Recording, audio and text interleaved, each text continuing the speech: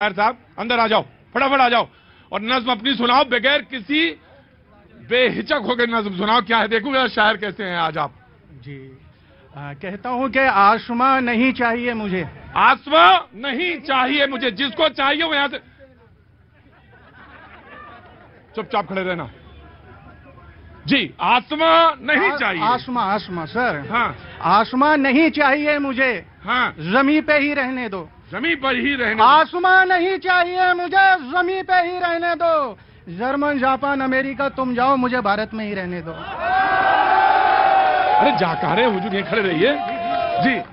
आसमां नहीं चाहिए मुझे, जमी पे ही रहने दो। हाँ, जर्मन जापान अमेरिका तुम जाओ, मुझे भारत में ही रहने दो।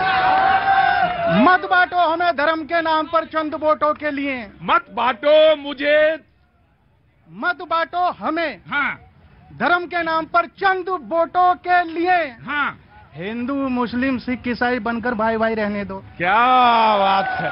आसमां नहीं चाहिए मुझे, जमीन पे ही रहने दो। तो मोहब्बत के भी शेर कहते हैं कि बस यूं ही। जी जी, आंखों से हो रही हैं दिल की बातें। आंखों से हो रही।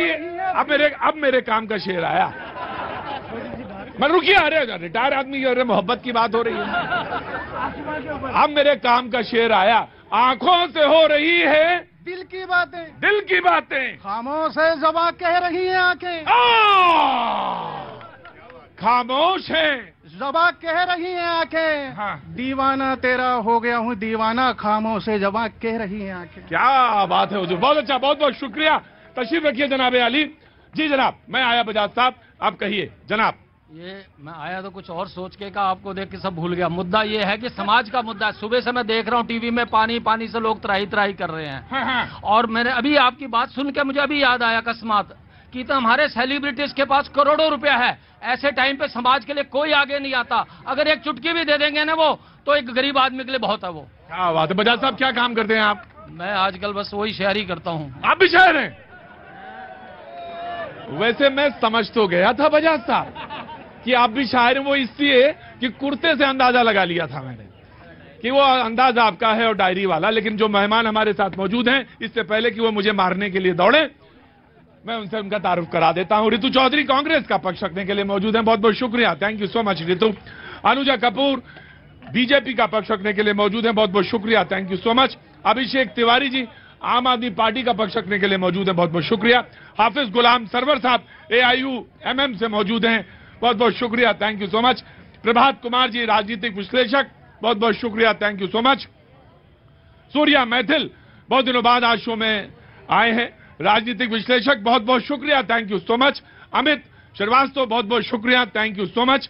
और हमारे भाई जो NGO का काम देखते हैं, अपने NGO का, लेकिन तमाम जगह घूमते रहे। आज मुझे बताया कि सफदरजंग सुबह थे, अस्पताल के चक्कर लगा रहे थे, और शाम को आप कहां पे थे? DTC office. DTC ऑफिस थे, वो पेंशन वाले मसले पे थे। ये 1 महीने की पेंशन मिल गई है आज लोगों को। एक महीने की पेंशन मिल गई DTC वालों। बहुत बहुत शुक्रिया, थैंक यू सो मच, आप कमाल के आदमी हैं। लोगों ने कहा कि मुद्दा क्या होना चाहिए, उन्होंने कहा कि एक तरफ बाढ़ का पानी है और कहीं पीने का पानी नहीं है। किसी ने कहा बाढ़ आई हुई है, कहीं लोगों ने कहा कि पीने का पानी नहीं मिल रहा है। समस्याएं अपनी जगह खड़ी हैं, लेकिन मैं आज एक जिक्र जरूर करना चाहूंगा। कल मैंने कैंसर पे जिक्र किया था कि तेजी से बढ़ रहा है, और जिस तरह से तेजी से बढ़ रहा है उस पर हमको, आपको सबको सोचना पड़ेगा। ये मुद्दा हमसे आपसे ज्यादा जुड़ा हुआ है। आज रात में एक खबर मिली, इसी प्रोग्राम में एक शख्स आते थे, थैलेसीमिया पे बड़ा काम करा उन्होंने। थैलेसीमिया के बच्चों को लेकर यहां अक्सर शो में शरीक होते। रात उन्होंने शरीर छोड़ दिया इसी कैंसर की वजह से। बहुत काम किया उसने थैलेसीमिया को लेकर, बुलंदशहर से आते थे, यहां पे अक्सर आते थे शो में।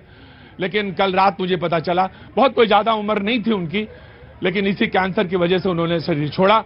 मैं नमन करता हूं अपने प्रोग्राम के माध्यम से, उनके परिवार को सांत्वना देना चाहता हूं, और तमाम सारे लोगों से कहना चाहता हूं, इस पर सोचना शुरू करें, इस पर बात करना शुरू करें, और सरकार की तरफ से इस पर बहुत क्लियर एक रुख सामने आना चाहिए, और हमें सबको इस पर एक प्रेशर के तौर पे इस मुद्दे को लेकर जरूर बात करनी चाहिए। जी, राहुल गांधी का मौन व्रत है, बीजेपी का लोकसभा का प्रवास है, यानी वो लोकसभा की सीटें जिस पे पिछली बार वो दूसरे नंबर पे या तीसरे नंबर पे थे, उसका मंथन किया।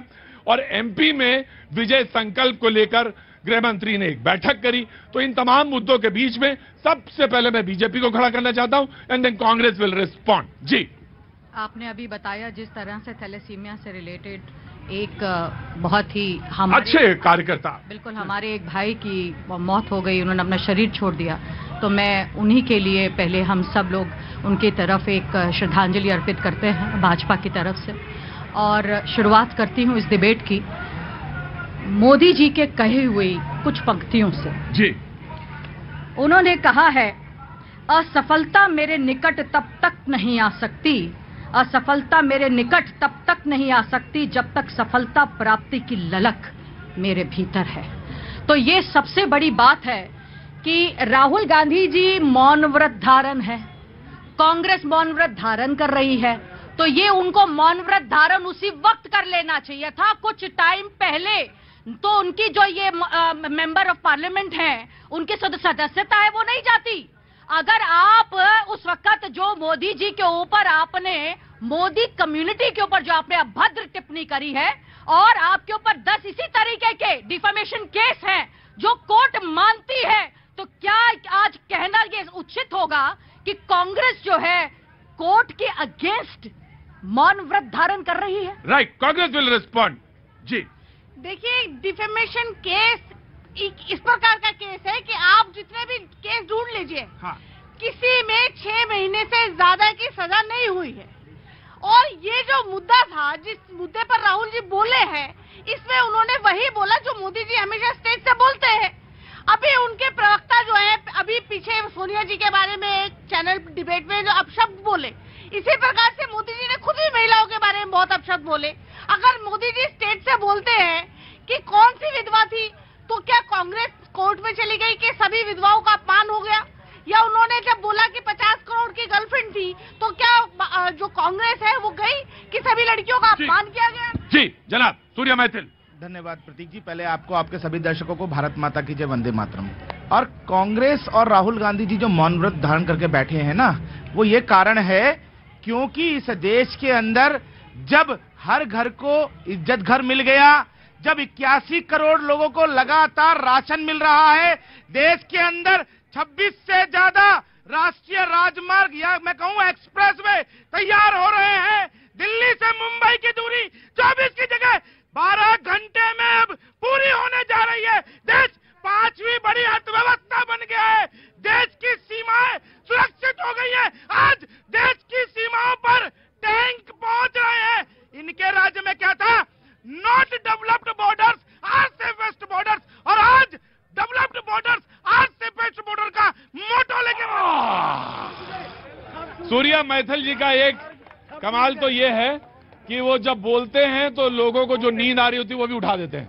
ये तो इनका कमाल है, इसमें तो दो राय नहीं। जनाब, तो बोलने के लिए अब कुछ बचा ही नहीं है। ये पहली सरकार है जिसके ऊपर एक भी करप्शन का चार्जेस नहीं है। इस देश के एक